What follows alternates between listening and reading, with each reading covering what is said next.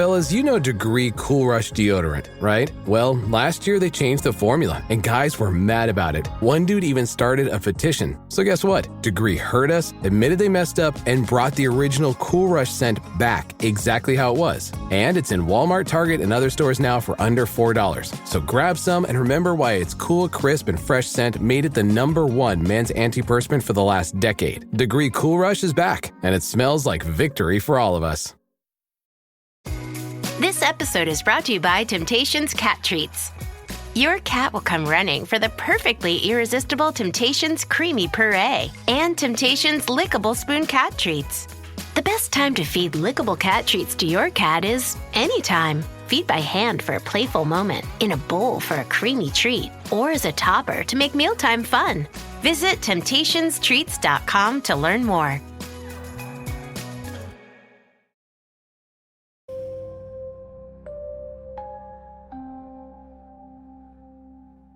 Entidad oscura y mitológica con poderes sobrenaturales que roban tu energía.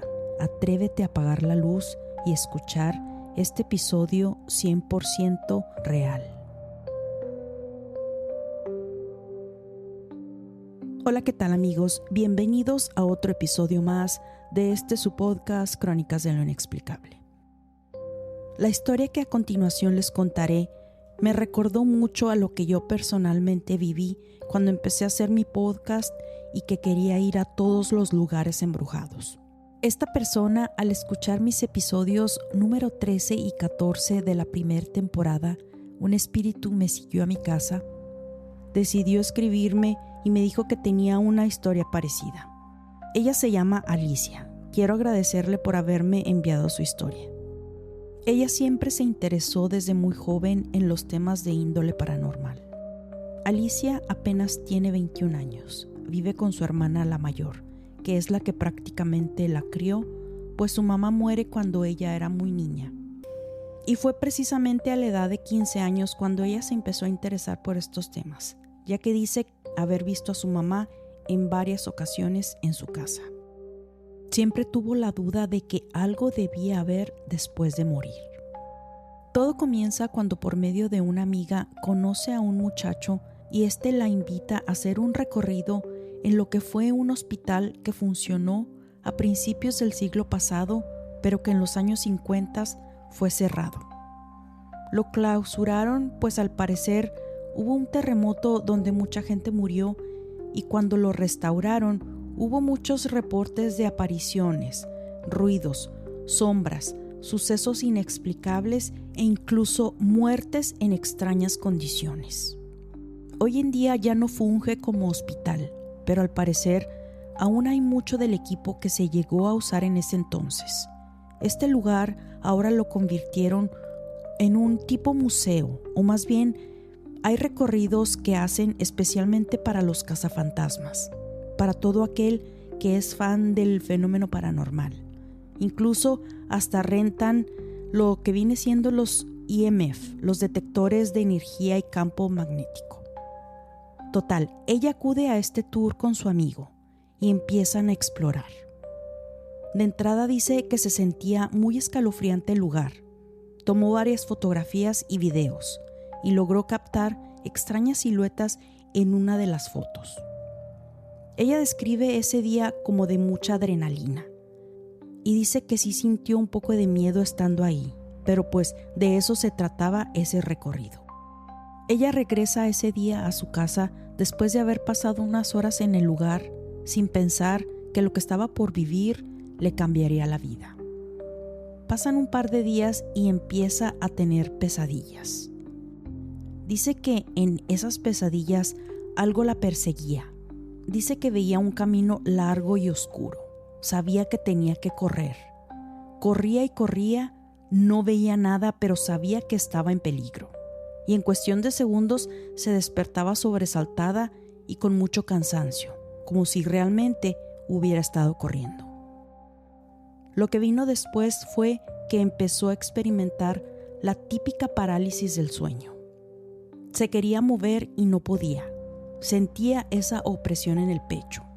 Empieza a ver algo negro enseguida de su closet.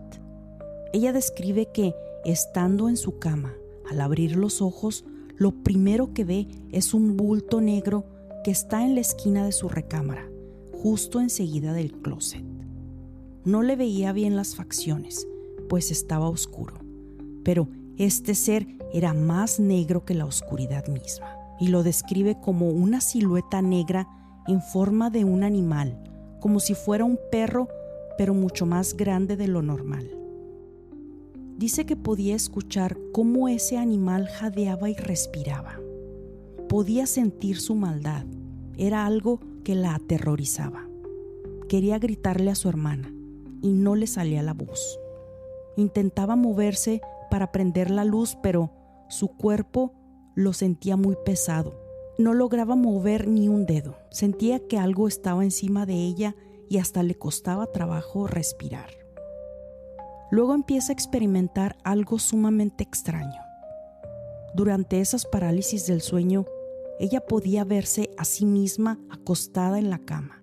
Era como si su doble o su alma o espíritu se desprendiera de su cuerpo físico y se observaba a sí misma dormida, viendo cómo ese animal se iba acercando a la cama donde ella dormía.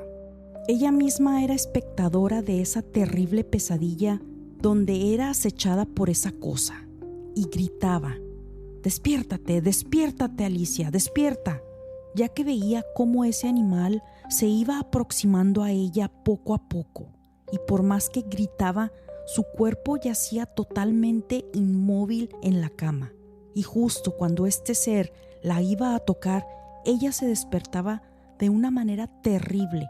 En total pánico, prendía la luz, pero no había nada en el cuarto.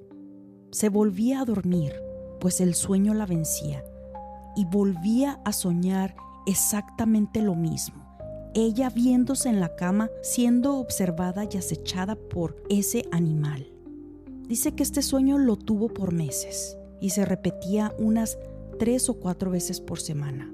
Pero conforme fue pasando el tiempo, la pesadilla se iba tornando peor, porque llegó un momento donde ella veía que ese animal, cosa o bestia tomaba forma humana. Era la forma de un hombre. Y conforme pasaba más tiempo, durante sus pesadillas, este ser ya no solo se conformaba con estar al pie de su cama, sino que se iba acercando cada vez más y más. Se posicionaba encima de ella y podía sentir su aliento en su cara. Empezó a despertarse con moretones en las piernas y en los brazos. Para Alicia, el simple hecho de que se estaba haciendo de noche y el solo pensar en irse a dormir era para ella una pesadilla. Era un estrés que optó por no dormir. Se mantenía despierta con todo tipo de bebidas e incluso llegó a pensar en tomar algún medicamento. Alicia empezó a dormir de día, pues pensaba que el problema se iría, ya que ella vivía en total pánico solo con saber que se estaba oscureciendo. Pero empezó a experimentar los mismos episodios de parálisis del sueño donde se veía a sí misma cómo ese nahual o entidad la acechaba. Y dice que se despertaba y trataba de volver a dormir, pero volvía a experimentar la misma pesadilla.